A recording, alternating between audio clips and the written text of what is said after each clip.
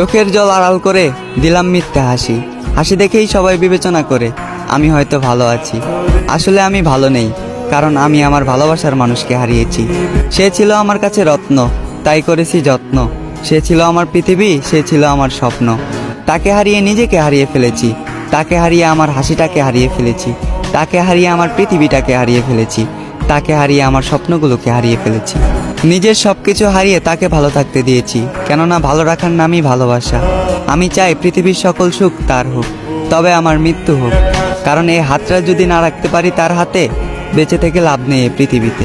আমি জানি মৃত্যুর কাছে তার দেওয়া কষ্ট কিছুই না, তবে বর্তমানে মৃত্যুটাই আমার কাছে শ্রেষ্ঠ সুখ।